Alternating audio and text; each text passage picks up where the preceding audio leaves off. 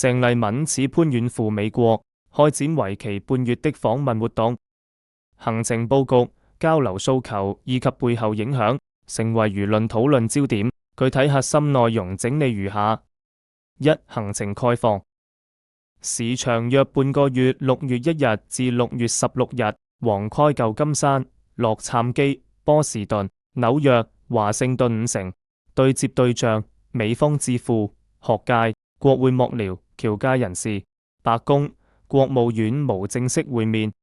行程偏長原因：多點佈局擴大發聲，開展深度交流，同時塑造藍營對外形象。二、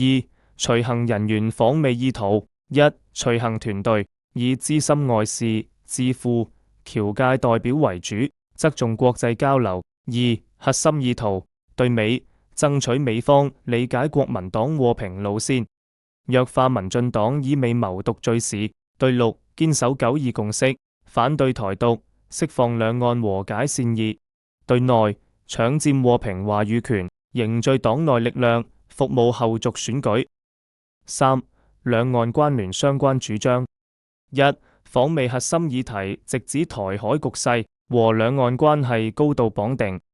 二、特朗普訪華後台海變化，美方暫緩對台軍售，減少涉台強硬表態，台當局激進言論降溫。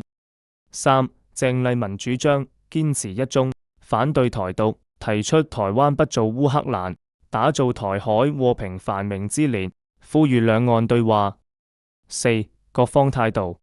一、大陸肯定反台獨立場，堅決反對任何美台官方往來，堅守一個中國原則底線。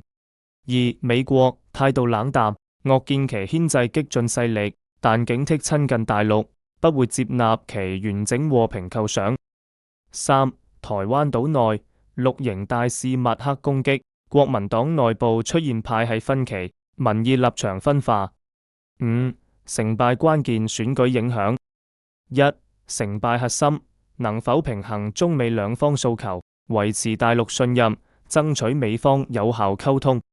二、矛盾化解，對美強調控台海風險，對陸嚴守一中底線，對內主打和平民生理念。三、選舉影響，順利達成目標，藍營聲勢上漲，利好地方選舉與後續大選佈局，遭遇冷遇，各方不滿，黨內裂痕擴大，自身領導力受衝擊，藍營選情承壓。在當前複雜的區域環境下，